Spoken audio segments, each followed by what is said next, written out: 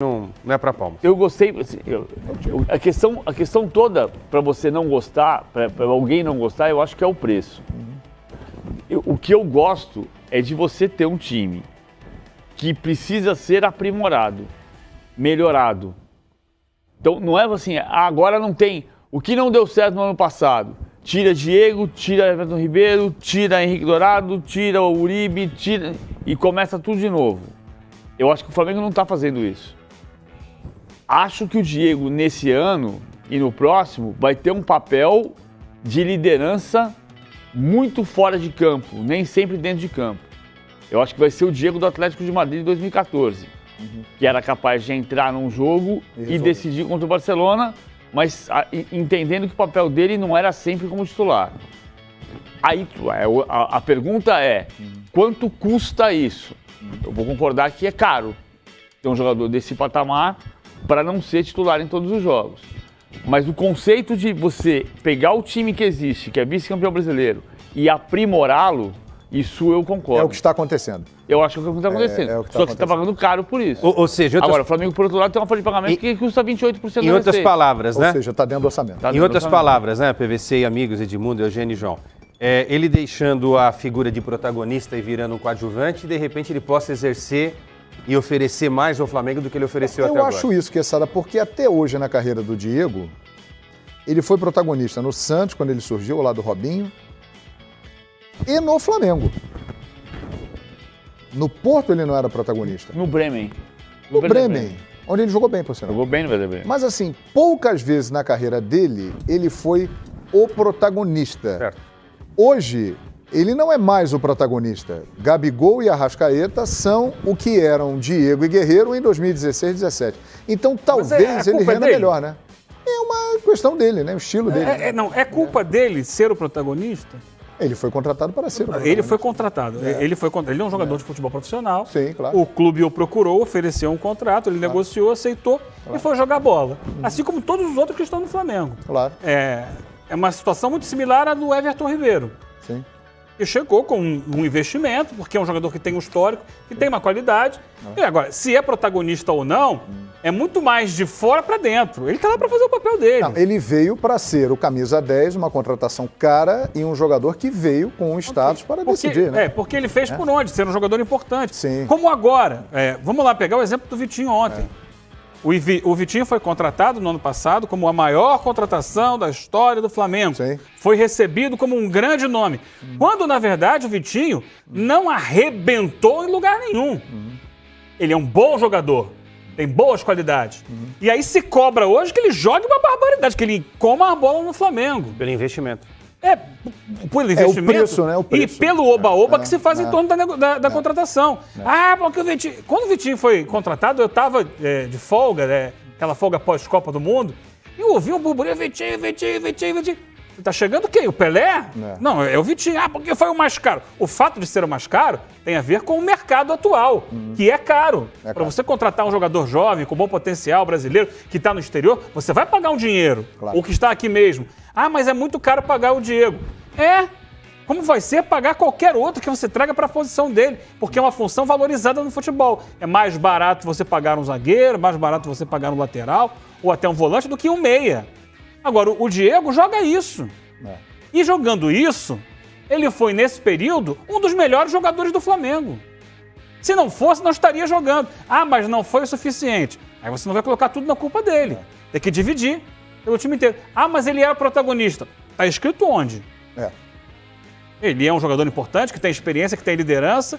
Às vezes está muito mais a expectativa na gente do que no fato do que o Diego nunca jogou muito diferente disso que está jogando. Mas a expectativa, esse é o futebol dele. A expectativa ficaria em cima de quem? Do Pará? Esse é o futebol. O time tem que corresponder, João. É o Eugênio, time, não é um jogador só. É o time, ok, Eugênio. Mas não em todo... Ele não é um Messi. Eu entendo Se fosse você, o Messi, Eugênio. seria Eu diferente. sei. Mas para o padrão do futebol brasileiro, ele chegou como uma grande contratação. Como agora? Como agora está chegando o Arrascaeta e o Gabigol. Daqui a 2, 3 meses, por acaso o Arrascaeta e o Gabigol não arrebentarem, aí vamos... porque o Arrascaeta não vale esse dinheiro, porque o Gabigol... Calma, gente. Mas vale dizer o seguinte, em qualquer time de futebol seria assim. No Flamengo é muito mais gente e dá mais barulho. Eu lembro quando o Luiz Henrique... O cara chega com um peso de decidir pela história, Guerreiro é um outro exemplo. É isso. Guerreiro é um outro exemplo. Por exemplo, o Pará vai decidir alguma coisa? É o Diego que tem que decidir, pelo menos até agora era. Né? É que a gente tá com um jogador, Por exemplo, quem perdeu o pênalti na final da Copa do Brasil, todo mundo falou do Muralha, que o Muralha pulou só para um lado. É verdade, foi uma estratégia equivocada. Mas, por exemplo, se o Diego tivesse feito o pênalti na decisão da Copa do Brasil, o Thiago Neves bateria na sequência e iria para uma segunda série de cobranças. 2017. Porque ele perdeu o pênalti numa disputa, ele não presta. O Diego é o camisa 10. É um cara que tem currículo, que tem história. Você espera que quem decida, o Diego ou o Pará? O Flamengo mudou. Diego. O Flamengo mudou de patamar. Mas a torcida gosta do Diego. Não. O Flamengo mudou de patamar de 2016 para cá. O Flamengo não passou a ser campeão. Sim.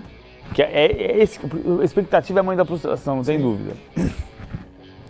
O Flamengo que o Diego chegou era um time que não chegava nas 4 primeiras posições do Campeonato Brasileiro. Ele foi terceiro colocado no Brasileiro, foi vice-campeão brasileiro, foi vice-campeão da Copa do Brasil, foi vice-campeão da Copa Sul-Americana. Isso não serve para o Flamengo. Isso não basta para o Flamengo. Eu acho que a frase "isso não serve para o Flamengo" é injusta.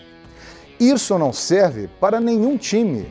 Nenhum torcedor de nenhuma equipe aceitaria isso. Por exemplo, vamos colocar aqui o Palmeiras, que fez grandes investimentos e conquistou o título. Tem razão. Imaginem vocês se o Palmeiras tivesse sido vice-campeão brasileiro 2 vezes, vice-campeão da Copa do Brasil para o Santos. Meu Deus. Mas ganhou 2 brasileiros e uma Copa do Brasil. O que estaria pensando e cobrando a torcida do Palmeiras agora? Alexandre Matos não sabe nada de futebol, aquele Paulo Nobre botou dinheiro e não ganhou nada. Você tem razão. É isso. Você tem razão. Todo torcedor... Mas o patamar do Flamengo mudou. Mudou.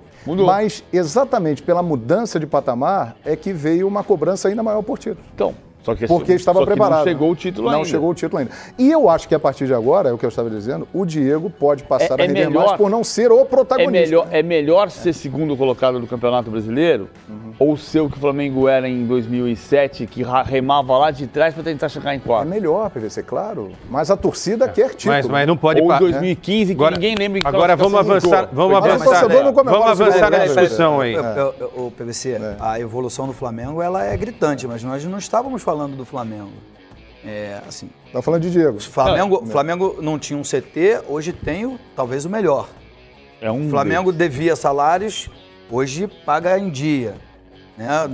O orçamento era pequeno, hoje é grande. A gente está falando de desempenho técnico, né? Que te faz renovar um contrato ou não. Assim, eu acho que o que pensou a diretoria do Flamengo se eu perder o Diego, eu vou receber críticas. E se eu for ao mercado para contratar um jogador parecido com o Diego, eu vou gastar mais do que renovar o contrato dele aqui. Eu acho que foi isso que a diretoria pensou. Porque em todos os campinhos que eu vi de todos os programas esportivos, que eu fiquei de férias, para não voltar completamente desatualizado, eu tive que assistir. Não figurava o nome do Diego como titular, numa configuração com Everton Ribeiro, de Arrascaeta, Vitinho ou Bruno Henrique e Gabigol. Ele não figurava como titular. Então, assim, tecnicamente, minha opinião, modesta opinião, tecnicamente ele não correspondeu à expectativa da sua contratação. Mas ele virou um símbolo. A torcida gosta dele. A torcida gosta. Carência. Uma carência. A torcida precisa de alguém para se chamar de seu, para se chamar de ídolo. É verdade. Acho que o Flamengo está no caminho para conquistas. Isso é instituição. É por isso que eu falei da questão do segundo lugar. Isso é instituição. Você melhorou. Está faltando o passo decisivo. A instituição cresceu. Agora, tecnicamente, o Diego, na minha opinião, deixou a desejar. E eu gosto dele. Gosto da pessoa, gosto da figura, é uma pessoa agradável.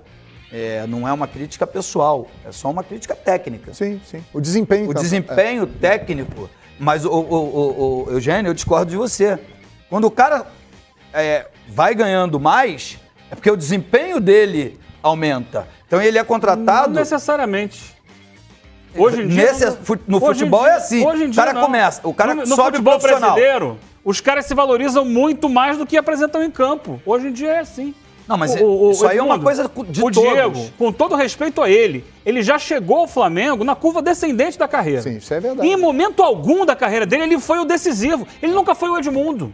Não tô Ele nunca foi o cara que pegava a bola e eu vou resolver o jogo sozinho. Nunca foi. Então, foi essa assim, média que tá vendo aí. Aí eu concordo com você que o erro não é dele. É de quem espera que ele seja a solução. Não, a gente espera que o camisa 10 e capitão do time pelo menos repita... Com currículo, com história. E ele se manteve assim, se manteve titular do Flamengo, porque ele dentro do time do Flamengo continua sendo um dos melhores jogadores. Eu não acho. Ele ontem saiu aplaudido da torcida porque ele foi o melhor em campo. Não porque a torcida gosta dele. E perdeu um pênalti. Ele ontem foi bem, Mesmo tendo perdido um pênalti, ele saiu aplaudido. Ele ontem jogou bem, é verdade. Porque buscou, porque correu, porque lutou, Contra porque o Bangu. criou situações. Ele foi ontem o destaque da equipe, como foi em várias outras partidas. Talvez não tenha sido o suficiente pelo que se esperava dele. Mas ele nunca foi esse cara de resolver a parada. Ele nunca foi o Maradona, pega a bola, bota debaixo do braço e faz um gol. Ele foi o melhor. Ele foi o melhor foi. no início de campeonato, com todo respeito, contra quem? Contra o Bangu. Cara, nada Bangu contra Atlético Clube. Nada contra o Bangu, tá? Ontem foi citando um exemplo do jogo de ontem. A questão é, como outros. quando ele vai ser decisivo no Campeonato Brasileiro, em que o Flamengo se vence o Palmeiras, ele não é um jogador briga decisivo. pelo título... Ele nunca foi um artilheiro. Então tem que prender os caras do Flamengo que compraram o Diego. Lá em 2002, não tô entendendo. no Santos, o protagonista era o Robinho. Inclusive, na final, ele se machuca com 2 minutos, sai, e o Santos é campeão de qualquer forma. Então foi um erro de gestão a contratação do Diego. Não, foi um erro. Não, foi pra um mim é um acerto. erro de gestão. Ele é um bom